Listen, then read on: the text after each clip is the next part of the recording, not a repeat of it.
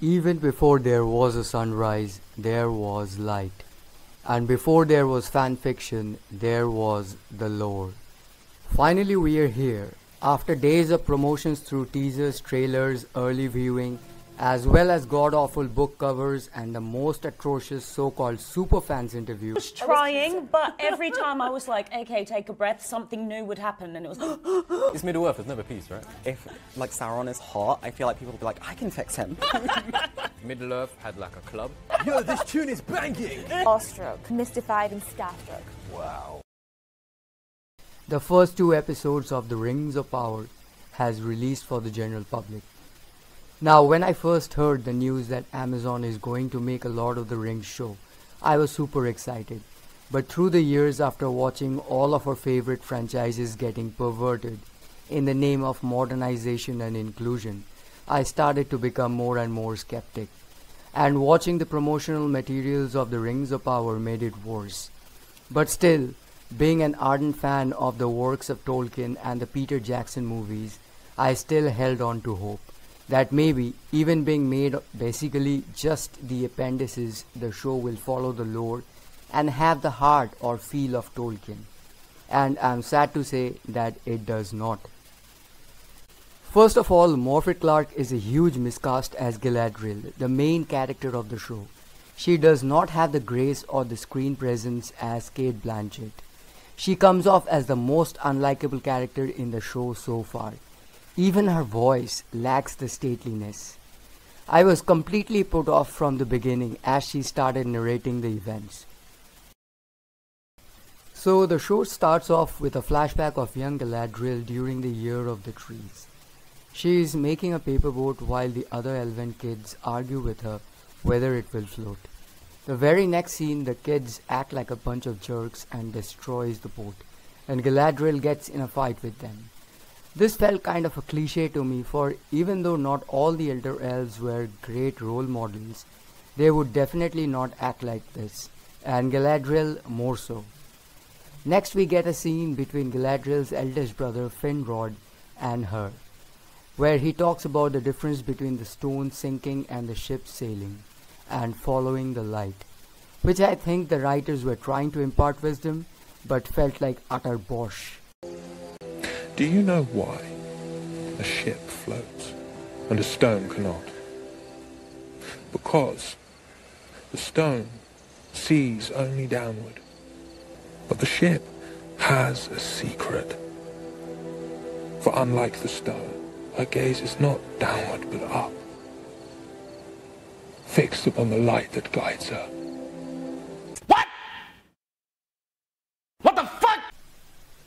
Then we get the shot of Valinor and the 2 trees, which to be honest felt pretty good. As Galadriel carries on with her narration, she says as the elves had no word for death, they thought their light would never dim. And the entirety of the history of First Age was encapsulated through the next few seconds sequence, which I was quite disappointed to see. It deserves at least one full episode, if not more. I don't know if it's a right issue or not. We see the destruction of the 2 trees but no mention of Ungoliant. We see a shot of the elves making an oath, which seems like the oath of Fëanor, but then again Finrod never took part in it, yet here he is. We see the ships sailing to Middle-earth from Valinor as Galadriel narrates, but no mention of the kinslaying, the burning of the ships, the exile of Noldor, or the crossing of the Helcaraxe.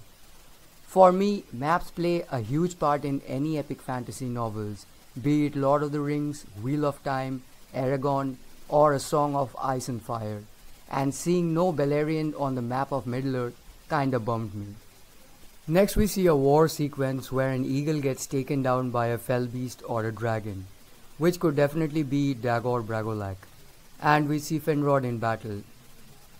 Next we see the sinking of Beleriand and its people, and then we cut to Galadriel stacking a helmet onto a mound of helmets, which could be referring to Howth in Eärnath or the Hell of the Slain. After watching the sequence, I understood that they oversimplified and put all the wars of the First Age into one sequence. And they don't even show Morgoth or refer him anytime, anywhere. apart from just a silhouette during the destruction of the trees. She mentions even though Morgoth was defeated, his orc spread through every corner, multiplying under the command of his most devoted servant, a cruel and cunning sorcerer Sauron, and whom Finrod vowed to seek and destroy. Now this is again a deviation from the lore, maybe to set up the warrior Galadriel trope. We fast forward to Galadriel mourning her brother Finrod. She vows to carry on his brother's pledge. Now they don't mention the time, and the whole timeline is kinda chaotic in the show, but it seems sometime during the Second Age after Finrod dies, trying to save Beren. As we can see claw marks, which could definitely be from the werewolves sent by Sauron when he was in Tolin Gaurhoth.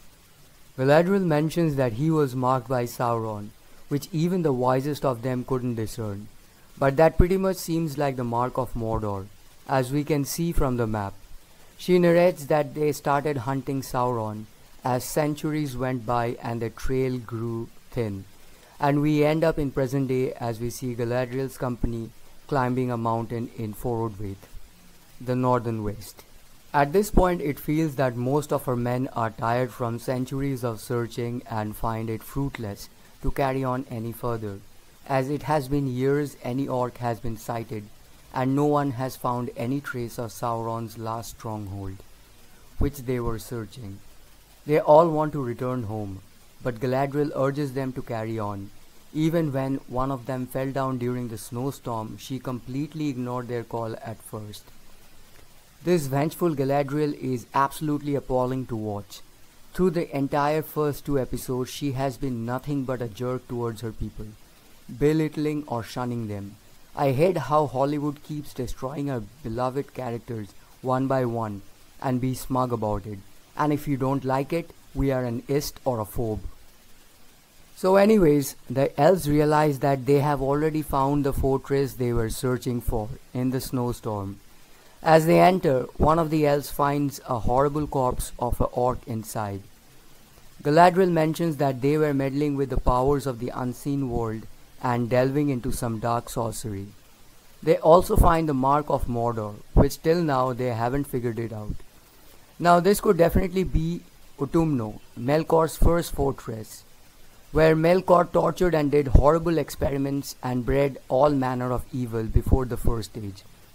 It is said cruel spirits, phantoms, wraiths and evil demons stalked halls of Utumno. This is also where he bred trolls, as we quickly find one in the next scene, which almost annihilates all of the elves apart from warrior Galadriel, who makes quick work of it through some over-the-top action sequence.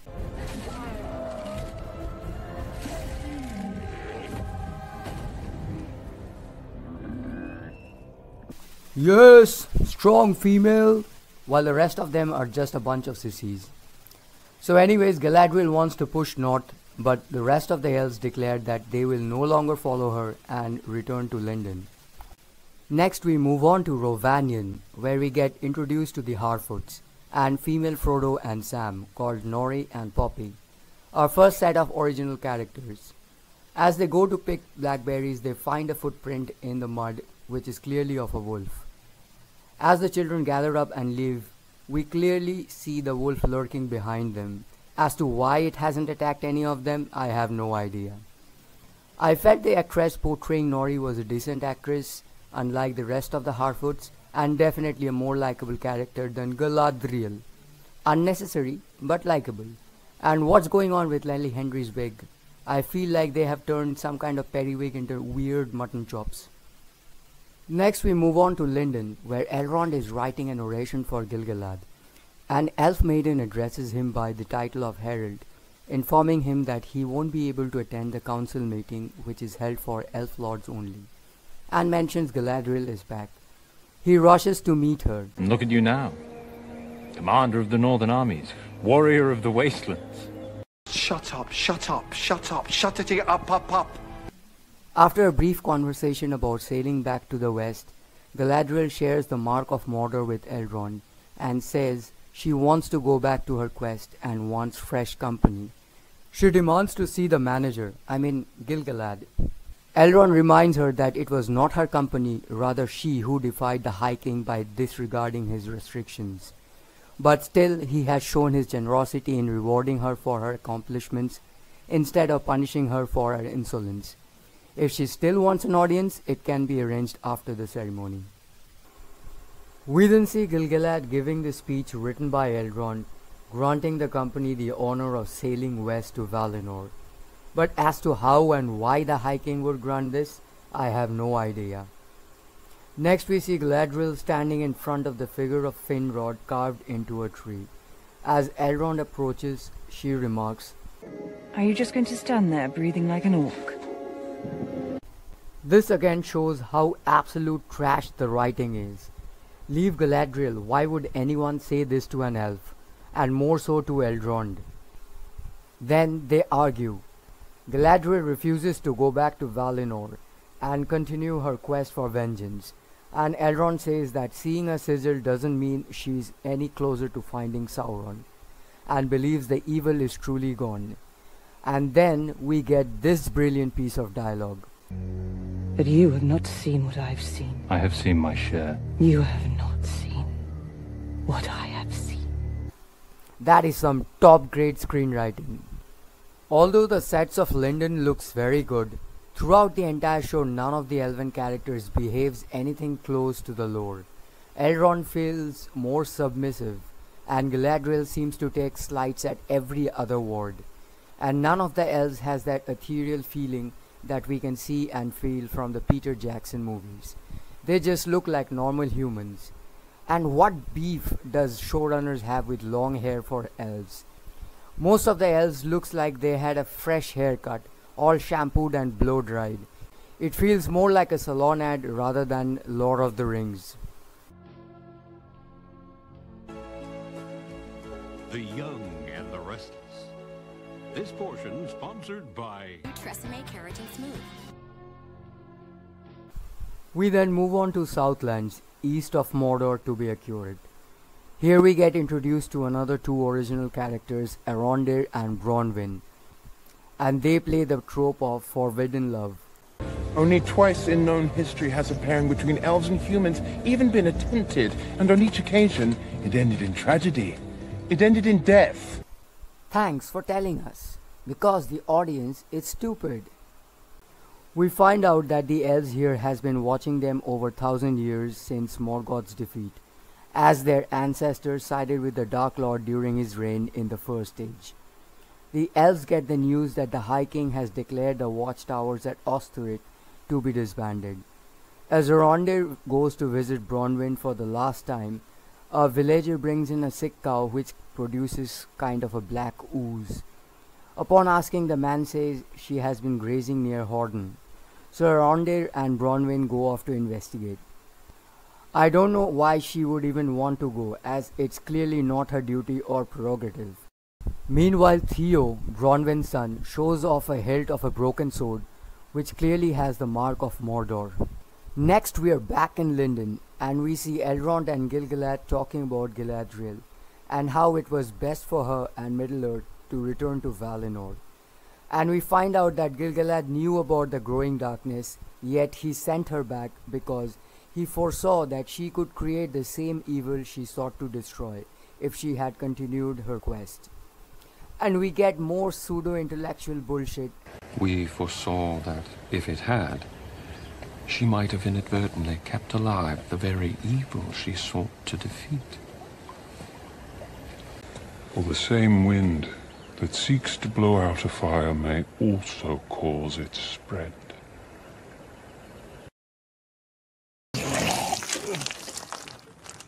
Then we get introduced to Celebrimbor, and Gil-galad sends off Elrond to embark on a mission of utmost importance to help Celebrimbor, who eventually will create the Rings of Power. And to be honest, he absolutely looks like someone's granny, or Mrs. Fig from Harry Potter. And in the Southlands, Arondir and Bronwyn finds Horden in flames. Then we are back with Galadriel and the elves sailing west. As they get ready to enter Valinor, Galadriel feels conflicted. and we get a flashback of the same idiotic dialogue from the beginning of the show. Do you know why? A ship floats, and a stone cannot. Meanwhile, rest of the people of Middle-earth see a meteor streaking through the sky, and Gil-galad probably sees another vision of the darkness growing on a fallen leaf. On the other hand, Galadriel refuses to enter Valinor and jumps into the sea.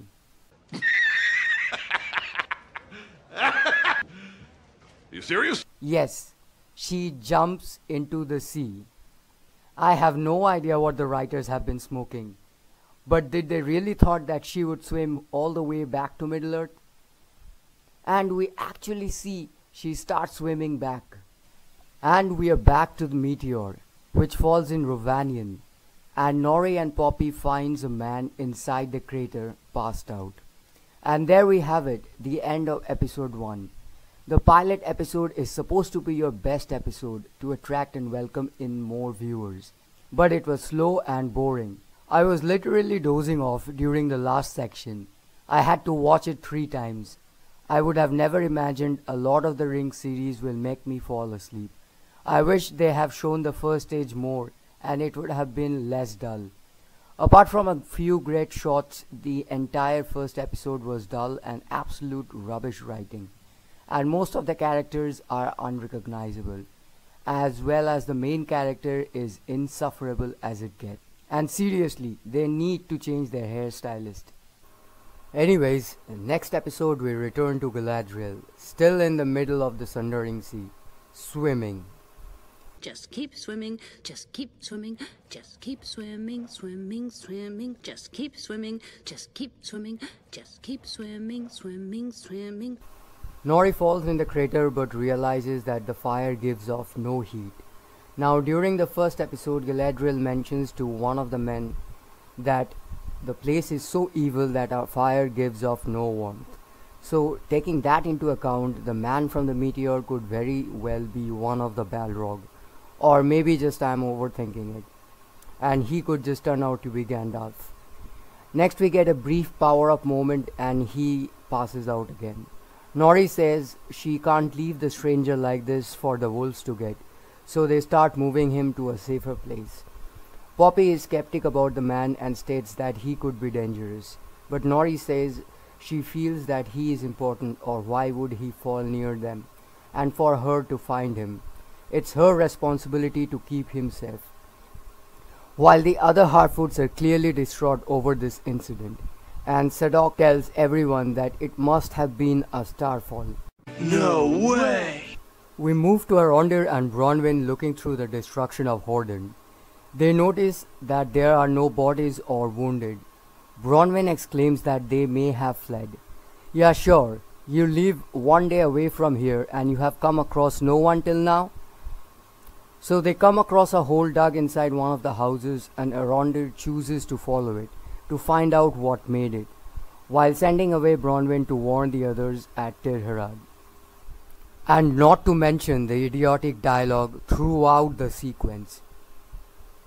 Next we move on to Eregion, to the capital city Austin Aedhil, where Elrond is talking about the Hammer of Fëanor which created the Silmarils, and how it has brought about so much beauty and so much pain, as Elrond and his family has suffered so much because of Fëanor and his sons.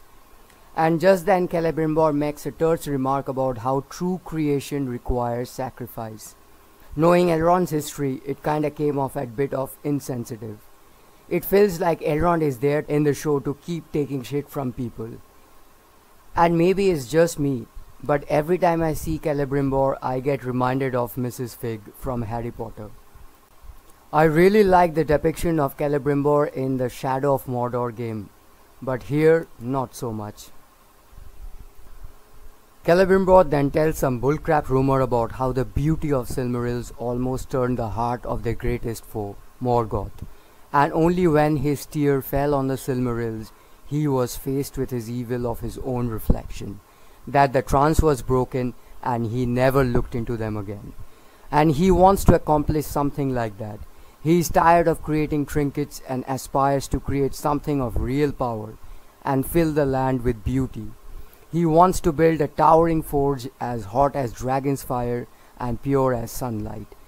And since the High King cannot provide with such manpower, Elrond suggests seeking help from the outside of their race.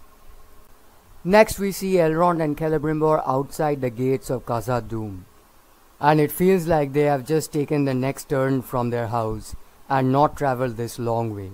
They are wearing the same clothes and no traveling gears. So anyways, Celebrimbor mentions he is a great admirer of dwarves and of their work, and if he will be allowed access to their workshops. At this point I felt it should have been him, shown as a friend of the dwarves and not Elrond. Anyways, so Elrond gives the same dialogue as Gimli during entering Moria, that he would be received with open arms, ram's horn blaring, with table full of salted pork and enough malted beer to fill the entire Anduin. But ironically, upon requesting an audience with Prince Durin, Elrond gets rejected. So he invokes the right of Sigyn Tarag. Then he ditches Celebrimbor at the gates and heads in. Then we get the beautiful shot of Moria or Khazad-dûm in its glory days, and finally get a good soundtrack. Elrond passes through the halls into a chamber and walks in Prince Durin. I like the get-up of the dwarves here. Although I wanted a bit of beard on the dwarven women, still they didn't look that bad. Elrond greets Durin and thinks he will welcome him, but he keeps addressing him as an elf. He mentions the right of Sigyn Tarag and explains it for the audience. It is a dwarven test of endurance where the two needs to keep breaking rocks until one of them gives up. If Elrond loses, he will be forever banished from all the dwarven lands, and if he wins, Durin will give him one boon. So this goes on for a bit and we cut to Nori. Nori goes back to the place where she had stashed the stranger and sees he's out and about scribbling on rocks. She tries to greet him, but he starts screaming at her and it starts getting dark, the wind picks up and the trees starts bending. This feels like a callback from the Fellowship of the Ring, where Gandalf has the same kind of moment with Bilbo. Do not take me for some conjurer of cheap tricks. I am not trying to rob you. So anyway, after a brief moment of super cringe eye gazing, the stranger calms down. Nori tries to teach him sign language to the person who clearly has no concept of their language, and the stranger keeps repeating words like manna and ure, and draws something which could very possibly be the map of Mordor. And we are back at the Sundering Sea with Galadriel still swimming. Just keep swimming, just keep swimming, just keep swimming, swimming, swimming. She hears a sound and unsheathes her dagger, only to find out that there's a raft. Talk about mother of coincidences. So she decides to hide her ears beneath her hair, as if the ears are the only trait that defines an elf. So anyway, she heads towards the raft and calls out. Few of the people starts arguing whether they really want her on the raft, but she starts to climb anyways, until this happens. Tides of fate are flowing. Well, if no one else will. Yours may be heading in. Or out. And then she drops back again and decides it's better to swim back to Middle-earth rather than taking help from a man. But quickly realizes how stupid her plan is and decides to climb back when the woman put out her hand. Yes, only because she's a woman. So the woman tries to give her water, but the man decides they need answers first. So Galadriel lies that she was separated from her ship and not that she was a total dumbass who jumped in the middle of the ocean without any plan whatsoever. So after a brief exchange of words, she finds out they have been attacked by a worm and have been on the raft for 2 weeks. In one of the exchanges, Halbrand remarks looks can be deceiving, as if to say, yes, look at me, I'm going to be Sauron. Anyways, one of the men finds out she has pointy ears and all of them turn on her. As soon as they find out, the worm attacks. So the woman feels that Galadriel has attracted the worm towards her and pushes her back into the ocean. while Halbrand separates a small portion of the raft away from the others, as the worm turns back and rips into the others. And Galadriel finally decides to take the help from Halbrand. With much disgust, she boards the tiny raft. And we are back in Khazad-dûm, where Elrond and Durin are still breaking rocks. Elrond, who clearly shows off as tired, misses one of the rocks and breaks the shaft of his hammer. He gets a replacement but decides to give in. And we can clearly understand that he wanted Durin to get the win and be in a jovial mood, so he can start talking about his plans for Celebrimbor. Now this is what we can expect from a show. You don't need to spell out everything for the audience to understand. And we are back with some more brilliant piece of dialogue, as Durin remarks that a dog can bark at the moon but cannot bring it down, and tells Elrond to leave. Elrond asks if he can escort him out. As they start to climb the great lift, we find out that Durin is mad that Elrond hasn't been around for 20 years, in which time he has got married and had 2 children. He explains that 20 years may be a blink of an eye to an elf, but it has been a lifetime to him. To be honest, I understand elves are immortal, but dwarves too live up to 200 to 250 years. 20 years is no reason enough to act like a petulant child. So anyways, Elrond congratulates him and wishes to apologize to his wife. Then we get introduced to Durin's wife Disa, who insists Elrond staying for dinner, while we see Durin's kid mucking about wearing 2 humongous helmets. I like the chambers of Durin's home. It kinda reminded me of Dragon Age. And the conversation carries on at the dinner table, and this goes on for a bit. Leaving out the dialogues and the lift scene, I felt the whole Khazad-dûm sequence was a breath of fresh air, even if it was in underground.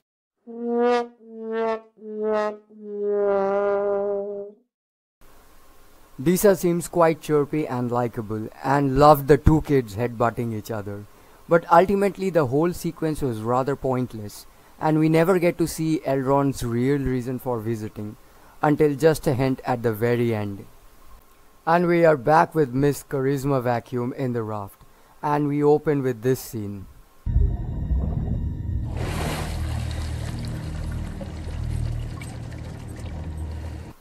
And I was literally laughing my ass off at this moment. I was just waiting for him to say, "Hey, how you doing?" But he says, "You needn't keep your distance." Dude, do you see the size of the raft? She is literally a hand's distance away. I know a lot of rumors and fanfiction are flying about Galadriel and Sauron in a romantic relationship, and I hope this is not true. And if it turns out to be true, I hope the world ends that day. So Galadriel notices a pouch around his neck with a strange emblem, and we get some more stupid dialogues. Galadriel is boggled as to why Halbrand would abandon his companion so easily, when she too was busy getting away.